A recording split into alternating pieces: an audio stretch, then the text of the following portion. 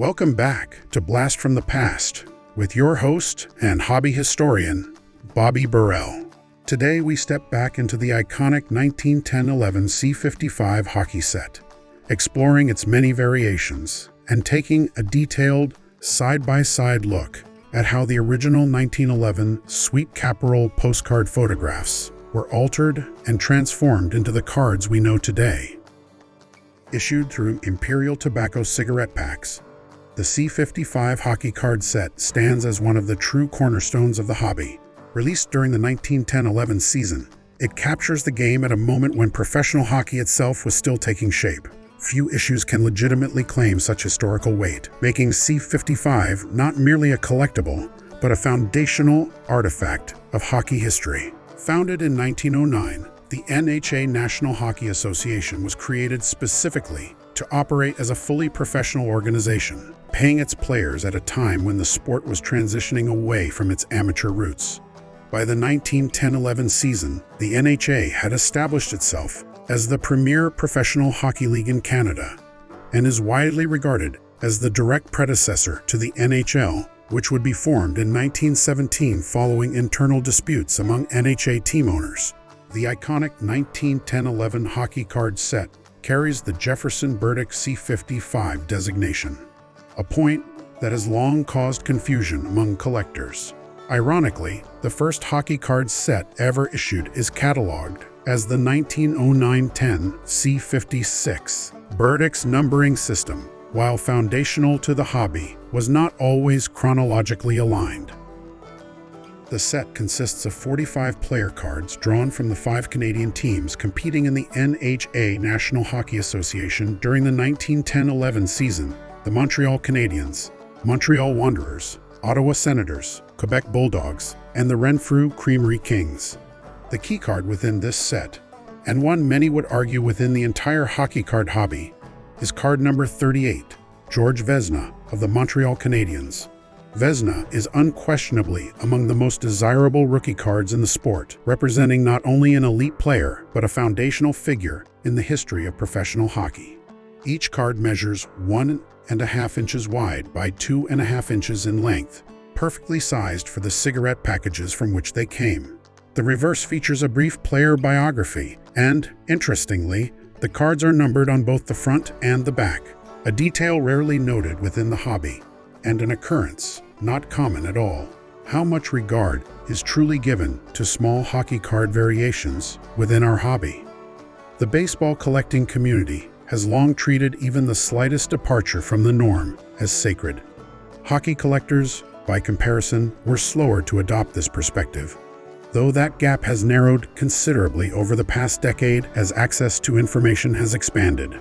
That shift has allowed cards showing clear digression to move from being dismissed curiosities to recognized and increasingly natural components of hockey collecting, especially now that grading card companies have also caught up to the seasoned collectors who have noted some of these obscurities long before. The 1911 C55 hockey set offers a perfect example. Closer examination reveals that the artists responsible for these cards made numerous alterations to the players' original photographs, which were sourced from the Sweet Caporal Postcard Set. These were not simple reproductions, but interpreted images shaped by discerning artistic choices. One notable example of alteration within the C55 set can be found on card number 27, Walter Smale. This card exists in two clearly distinct variations, both of which most collectors today are likely familiar with. The first variation shows Smale with his hand on his hip, an obvious artistic departure from the Sweet Caporal postcard image, which depicts him with both arms positioned behind his back. The second Smale specimen presents a more composed and natural figure, with one arm behind his back and the other resting on a newly drawn hockey stick. Logically, the hand-on-hip version appears to be the earlier draft. The reasoning is straightforward. The pose feels awkward and unresolved. Smale's left arm hangs unnaturally at his side, almost appearing deflated, while the glove hand resting on his hip looks oddly contorted. It is the kind of image that suggests revision was inevitable once its shortcomings became apparent. By contrast, the hand-on-stick card displays far greater eye appeal and more closely resembles the original Sweet Caporal picture postcard. The redrawn modification appears natural, balanced, and visually complete, The hand-on-hip variation also surfaces less frequently in the marketplace. Based on observed examples, the ratio between the two versions appears to be approximately 40% hip to 60% stick, give or take. Returning to the question of sequence, the smaller population of the hand-on-hip card strongly supports the theory that it was the initial issue, quickly corrected and then reissued in the improved hand-on-stick form. There is yet another variation associated with card number 27, Walter Smale, though it appears only on what is believed to be the later hand-on-stick version. This variation occurs on the reverse, and although may be dismissed by some as a minor, even superfluous, error rather than a true variation, but we believe it is significant. The presence of a period at the very end of the biography, reading Wanderers 1911, ending with a period. The hand-on-stick Smale card has one without a period and one with. And that small detail further supports the conclusion that the hand-on-stick Smale was produced second. Examples without the period are scarce and appear only on this version of the card, a circumstance most likely arising late in production, when such a minor typographical change would have gone unnoticed and uncorrected by production staff, and possibly due to the primitive nature of the printing stone used to create these cards. As can be seen, nearly every card in the 1911 C55 set shows some level of alteration from its original Sweet Caporal photographic counterpart. These range from newly sketched limbs and subtle torso modifications to more pronounced repositioning effects. Enjoy the musical interlude whilst you enjoy the comparative differences between the 1911 Sweet Caporal postcards and the C55 set players.